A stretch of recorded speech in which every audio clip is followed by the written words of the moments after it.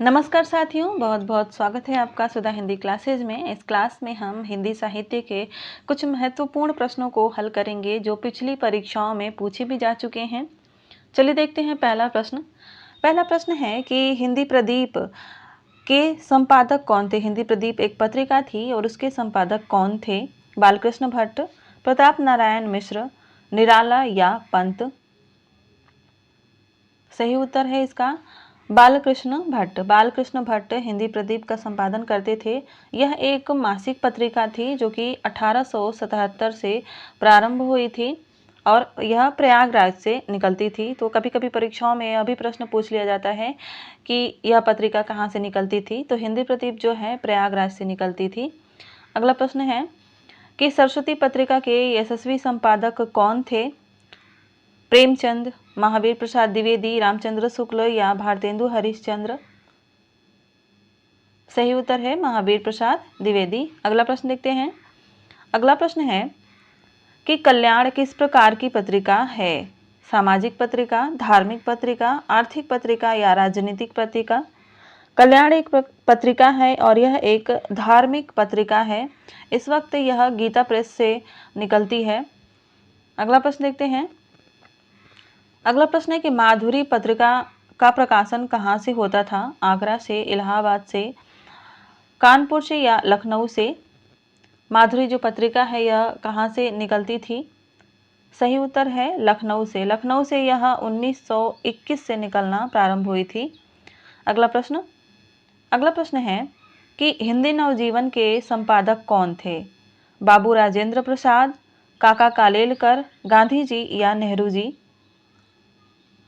सही उत्तर है गांधी जी। महात्मा गांधी ने हिंदी नवजीवन पत्रिका का संपादन किया था और यह पत्रिका जो थी साप्ताहिक थी, 1921 से निकलती थी। अगला प्रश्न, पंडित प्रताप नारायण मिश्र किस जातीय पत्र के संपादक थे। ब्राह्मण, प्रदीप, प्रताप या क्षत्रिय। सही उत्तर हो जाएगा इसका ब्राह्मण। ब्राह्मण पत्रिका का प्रकाशन करते थे प्रताप नारायण मिश्र और 15 मार्च 1883 से कानपुर से यह निकलती थी। अगला प्रश्न, हरिनारायण किस कहानी पत्रिका के संपादक रहे हैं। बहुत ही महत्वपूर्ण प्रश्न है यह। कादम्बिनी, सारिका, कथांतर और कथादेश। सही उत्तर हो जाएगा कथादेश। कथादेश कहानी पत्रिका 1980 से निकलती है। अगला प्रश्न देखते हैं। अगला प्रश्न है कि आलोचना पत्रिका के संपादक कौन हैं। रामविलास शर्मा, नामवर सिंह, नरेंद्र मोहन या महीप सिंह। सही उत्तर हो जाएगा नामवर सिंह। नामवर सिंह आलोचना पत्रिका के संपादक थे और यह दिल्ली से निकलती थी।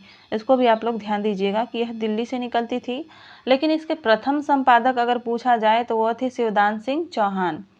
अगला प्रश्न है कि वैचारिकी पत्रिका के संपादक का नाम बताइए। मणिका मोहिनी, उषा प्रियंवदा, मन्नू भंडारी या कृष्णा सोबती। यह इंपॉर्टेंट प्रश्न है, बहुत ही इंपॉर्टेंट प्रश्न है। वैचारिकी पत्रिका के संपादक कौन थी। सही उत्तर हो जाएगा मणिका मोहिनी। अगला प्रश्न देखते हैं। अगला प्रश्न है चिंतामणि किस लेखक की कृति है। बाबू गुलाब राय, हजारी प्रसाद द्विवेदी, डॉक्टर नगेंद्र या आचार्य रामचंद्र शुक्ल। सही उत्तर है आचार्य रामचंद्र शुक्ल। आचार्य रामचंद्र शुक्ल का चिंतामणि जो है इसका पहला भाग जो है 1939 ईस्वी में प्रकाशित हुआ था।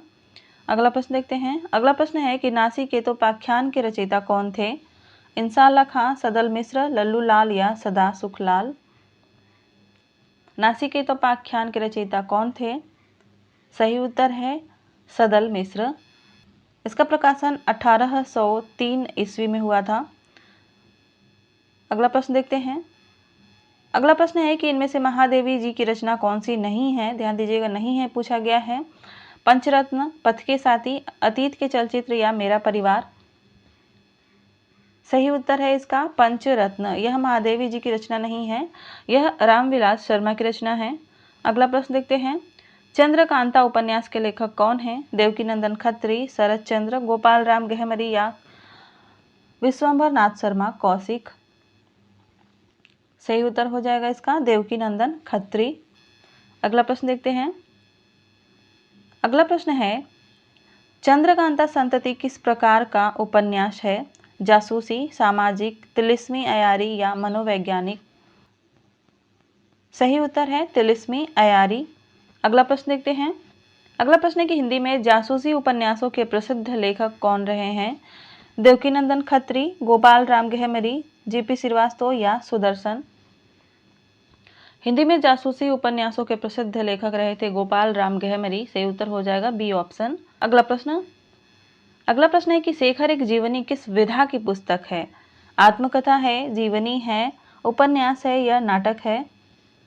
सही उत्तर है इसका उपन्यास। शेखर एक जीवनी एक उपन्यास है। इसके 2 भाग प्रकाशित हुए थे, यानी यह 2 भागों में प्रकाशित हुआ था। प्रथम भाग जो है 1941 ईस्वी में प्रकाशित हुआ था, वहीं इसके दूसरा भाग जो है 1944 ईस्वी में प्रकाशित हुआ था। आगे बढ़ते हैं, अगला प्रश्न देखते हैं। अगला प्रश्न है कि इनमें से कौन सा उपन्यास अज्ञेय का है? करबला, नदी के द्वीप, मछली मरी हुई और राग दरबारी?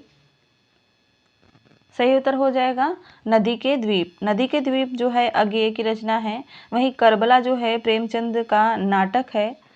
मछली मरी हुई राजकमल चौधरी की रचना है और राग दरबारी जो है श्रीलाल शुक्ल की रचना है। जिसका प्रश्न देखते हैं, अपने अपने अजनबी उपन्यास के लेखक कौन हैं? निर्मल वर्मा, कमलेश्वर, अज्ञेय या राजकमल चौधरी? अपने अपने अजनबी उपन्यास किसका है? सही उत्तर है इसका अज्ञेय। यह अज्ञेय का उपन्यास है, 1960 ईस्वी में प्रकाशित हुआ था।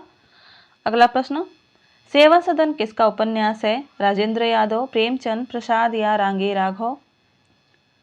सही उत्तर है इसका प्रेमचंद। यह उपन्यास सेवा सदन जो है इन्होंने सबसे पहले उर्दू में लिखा था, जो कि सन 1916 में प्रकाशित हुआ था बाजारे हुस्न के नाम से, और 1919 में यह हिंदी में प्रकाशित हुआ था। 1919 में हिंदी में प्रकाशित हुआ था और इसका अनुवाद जो है इन्होंने खुद ही किया था, प्रेमचंद ने ही किया था। अगला प्रश्न है कि इनमें से कौन सा उपन्यास प्रेमचंद का नहीं है? नूरजहां, गोदान, गबन और निर्मला? सही उत्तर की बात करें तो नूरजहां जो है यह प्रेमचंद का नहीं है। बाकी तीनों उपन्यास प्रेमचंद के बहुत ही महत्वपूर्ण और प्रसिद्ध उपन्यास हुए हैं। नूरजहां उपन्यास जो है वह गोविंद बल्लभ पंत की रचना है। अगला प्रश्न है कि प्रेमचंद के किस उपन्यास में कृषक जीवन की समस्याएं हैं? गबन, गोदान, निर्मला और रंगभूमि? सही उत्तर हो जाएगा गोदान। हिंदी साहित्य का ऐसा कोई भी विद्यार्थी नहीं होगा जो गोदान उपन्यास को पढ़ा न होगा। अगला प्रश्न देखते हैं। अगला प्रश्न है कि इनमें से कौन मनोवैज्ञानिक उपन्यासकार नहीं है? अज्ञेय, वृंदावन लाल वर्मा, जैनेन्द्र या इलाचंद्र जोशी? आपको बताना है कि इनमें से कौन जो है मनोवैज्ञानिक उपन्यासकार नहीं है। सही उत्तर है वृंदावन लाल वर्मा। यह एक ऐतिहासिक उपन्यासकार हैं। अगला प्रश्न देखते हैं। ठेठ हिंदी का ठाठ के लेखक कौन हैं? बालकृष्ण भट्ट, प्रेमचंद, अयोध्या सिंह उपाध्याय या किशोरी लाल गोस्वामी? सही उत्तर है अयोध्या सिंह उपाध्याय हरिऔध। बढ़ते हैं अगले प्रश्न की तरफ। अगला प्रश्न है कि चंद हसीनों के खतूत उपन्यास के लेखक कौन हैं? अस्क, अज्ञेय, उग्र या रुद्र? चंद हसीनों के खतूत जो है वह उग्र जी का उपन्यास है। सही उत्तर हो जाएगा पांडेय बेचन शर्मा उग्र। अगला प्रश्न है कि प्रेमचंद के उस उपन्यास का नाम बताइए जिसमें दहेज प्रथा की बुराई की गई है। गबन, गोदान, निर्मला या सेवा सदन? प्रेमचंद के किस उपन्यास में दहेज प्रथा की बुराई की गई है? सही उत्तर है इसका निर्मला। बढ़ते हैं अगले प्रश्न की तरफ। भूतनाथ के रचयिता कौन है? गोपाल राम गहमरी, देवकीनंदन खत्री, ठाकुर जगमोहन सिंह या लज्जा राम शर्मा? भूतनाथ देवकीनंदन खत्री की रचना है। सही उत्तर हो जाएगा बी ऑप्शन। अगला प्रश्न देखते हैं। अगला प्रश्न है कि हिंदी का पहला उपन्यास किसे माना जाता है? और सही उत्तर है इसका परीक्षा गुरु। इसके लेखक थे लाला श्रीनिवास दास। 1882 में यह प्रकाशित हुआ था। अगला प्रश्न देखते हैं। मृगनयनी उपन्यास के लेखक कौन हैं? रांगे राघव, जयशंकर प्रसाद, वृंदावन लाल वर्मा या भगवती चरण वर्मा? सही उत्तर है इसका वृंदावन लाल वर्मा। अगला प्रश्न ये है कि इनमें से कौन सा उपन्यास इलाचंद्र जोशी का नहीं है? त्यागपत्र, मुक्तिपथ, सन्यासी या ऋतुचक्र? सही उत्तर हो जाएगा त्यागपत्र। त्यागपत्र इलाचंद जोशी की रचना नहीं है, यह जैनेन्द्र की रचना है। 1937 में इसका प्रकाशन हुआ था। अगला प्रश्न देखते हैं। अगला प्रश्न है, सुनीता उपन्यास के लेखक कौन है? इलाचंद जोशी, अज्ञेय, जैनेन्द्र या प्रेमचंद? सही उत्तर है जैनेन्द्र, यह जैनेन्द्र का उपन्यास है। बढ़ते हैं अगले प्रश्न की तरफ। अगला प्रश्न है कि शेखर एक जीवनी के लेखक कौन है? अज्ञेय, इलाचंद जोशी, जैनेन्द्र या राजकुमार भ्रमर? सही उत्तर है अज्ञेय। शेखर एक जीवनी अज्ञेय की रचना है। बढ़ते हैं अगले प्रश्न की तरफ। जयशंकर प्रसाद का कौन सा उपन्यास इनमें है? मानस का हंस, चित्रलेखा, तितली या निर्मला? तितली जो है जयशंकर प्रसाद का उपन्यास है। सही उत्तर हो जाएगा सी ऑप्शन, यह 1934 में प्रकाशित हुई थी। अगला प्रश्न है कि त्यागपत्र उपन्यास के लेखक कौन है? अज्ञेय, इलाचंद जोशी, देवराज या जैनेन्द्र? सही उत्तर है जैनेन्द्र, यह जैनेन्द्र का उपन्यास है। 1937 ईस्वी में प्रकाशित हुआ था। मुख्य पात्र इसका पूछा जाता है तो वो है मृणाल। मृणाल इसका मुख्य पात्र, इसकी मुख्य पात्र है मृणाल। अगला प्रश्न, झूठा सच किसका उपन्यास है? उपेंद्रनाथ अस्क का, यशपाल का, नागार्जुन का या रांगेय राघव का? सही उत्तर है इसका यशपाल का। देश विभाजन पर आधारित यह बहुत ही महत्वपूर्ण उपन्यास है झूठा सच। इसके 2 भाग प्रकाशित हुए थे, यानी 2 भागों में प्रकाशित हुआ था, जिसका पहला भाग वतन और देश के नाम से प्रकाशित हुआ था। इसको भी आप लोग नोट कर लीजिएगा। पहला भाग का नाम था वतन और देश, जो कि सन 1958 में प्रकाशित हुआ था। इसको आप लोग याद रखिएगा। और दूसरा जो भाग था, दूसरे भाग का नाम था देश का भविष्य। देश का भविष्य जो है वह 1960 में प्रकाशित हुआ था। तो ये जो है आप नोट कर लीजिएगा कहीं पर, 1960 में प्रकाशित हुआ था। तो दोनों के अलग अलग नाम हैं। झूठा सच पूर्ण नाम है, लेकिन 2 भागों में प्रकाशित हुआ था। पहले भाग का नाम वतन और देश है 1958 में, दूसरे भाग का नाम देश का भविष्य है 1960 में। ठीक है, आगे बढ़ते हैं। अगला प्रश्न है कि बाणभट्ट की आत्मकथा किस विधा की पुस्तक है? जीवनी है, आत्मकथा है, रेखा चित्र है या उपन्यास है? सही उत्तर है इसका उपन्यास। आचार्य हजारी प्रसाद द्विवेदी द्वारा रचित यह एक ऐतिहासिक उपन्यास है और 1946 में प्रकाशित हुआ था। अगला प्रश्न देखते हैं। अगला प्रश्न है कि इनमें से हजारी प्रसाद द्विवेदी का कौन सा उपन्यास है? सुनीता, तितली, पुनर्नवा या सन्यासी? सही उत्तर है पुनर्नवा। पुनर्नवा एक ऐतिहासिक उपन्यास है।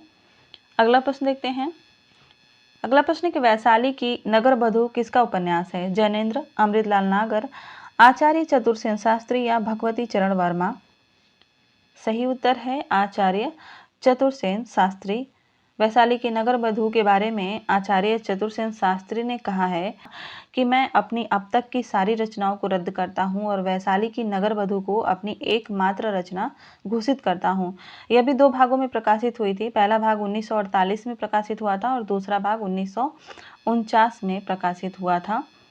बढ़ते हैं अगले प्रश्न की तरफ। अगला प्रश्न है कि हिंदी के सुप्रसिद्ध आंचलिक उपन्यासकार इसमें से कौन है? प्रेमचंद, रांगे राघव, फणीश्वर नाथ रेणु या अमृत राय? सही उत्तर हो जाएगा फणीश्वर नाथ रेणु। अगला प्रश्न देखते हैं। अगला प्रश्न है कि मैला आंचल के लेखक कौन है? सही उत्तर हो जाएगा फणीश्वर नाथ रेणु। अगला प्रश्न है कि आनाम दास का पोथा किसका उपन्यास है? उपेंद्रनाथ अस्क, मोहन राकेश, हजारी प्रसाद द्विवेदी या डॉक्टर देवराज? सही उत्तर है इसका हजारी प्रसाद द्विवेदी। अगला प्रश्न देखते हैं। अगला प्रश्न है कि गुनाहों का देवता उपन्यास के लेखक कौन है? सही उत्तर है धर्मवीर भारती। यह 1949 में प्रकाशित हुआ था। आगे देखते हैं। अगला प्रश्न है कि सारा आकाश के लेखक कौन है? कमलेश्वर, मोहन राकेश, राजेंद्र यादव या मन्नू भंडारी? सही उत्तर है राजेंद्र यादव। सारा आकाश राजेंद्र यादव की रचना है।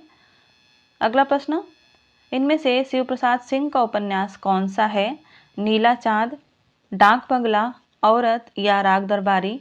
आपको बताना है कि इनमें से शिव प्रसाद सिंह का उपन्यास कौन सा है। सही उत्तर है नीला चाँद। नीला चाँद शिव प्रसाद सिंह का उपन्यास है। वहीं बात करें औरत की तो यह अमृता प्रीतम का उपन्यास है। इसको आप लोग ध्यान दीजिएगा। अगला प्रश्न, अंधेरे बंद कमरे किसका उपन्यास है? जयशंकर प्रसाद का, कमलेश्वर का, मोहन राकेश का या इलाचंद जोशी का? सही उत्तर है मोहन राकेश। अगला प्रश्न है, इनमें से राजकमल चौधरी का उपन्यास कौन सा है? मछली मरी हुई, एक पति के नोट्स, परख या मन वृंदावन? सही उत्तर है मछली मरी हुई। यह राजकमल चौधरी का उपन्यास है। अगला प्रश्न, आधा गांव उपन्यास के लेखक कौन हैं? उदय शंकर भट्ट, राही मासूम रजा, नागार्जुन या राजेंद्र यादव? सही उत्तर है राही मासूम रजा। यह उपन्यास 1966 को प्रकाशित हुआ था। अगला प्रश्न है कि मानस का हंस किसके जीवन पर आधारित उपन्यास है? सूर के, कबीर के, तुलसी के या रसखान के? सही उत्तर हो जाएगा तुलसी के। मानस का हंस तुलसीदास के जीवन पर आधारित उपन्यास है जिसे अमृतलाल नागर ने लिखा था। वहीं इन्होंने सूरदास के जीवन पर आधारित उपन्यास खंजन नयन लिखा था। दोनों ही अमृतलाल नागर की रचनाएं हैं।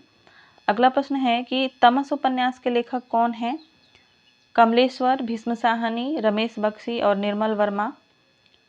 सही उत्तर है इसका भीष्म साहनी। तमस उपन्यास जो है यूजीसी नेट के सिलेबस में लगा हुआ है, तो जो लोग तैयारी करते हैं वो लोग पढ़े भी होंगे इसको। 1973 में प्रकाशित हुआ था यह। बढ़ते हैं अगले प्रश्न की तरफ। अगला प्रश्न है कि लालटेन की छत किसका उपन्यास है? कमलेश्वर, धर्मवीर भारती, निर्मल वर्मा या कृष्णा सोबती? सही उत्तर है इसका निर्मल वर्मा। अगला प्रश्न, महाभोज उपन्यास की लेखिका कौन है? उषा प्रियंवदा, मृदुला गर्ग, कृष्णा सोबती या मन्नू भंडारी? सही उत्तर है मन्नू भंडारी। तो आज की क्लास में बस इतना ही। मिलते हैं अगली क्लास में। तब तक के लिए धन्यवाद। अपना ख्याल रखिएगा और अपनी पढ़ाई मन से करिएगा।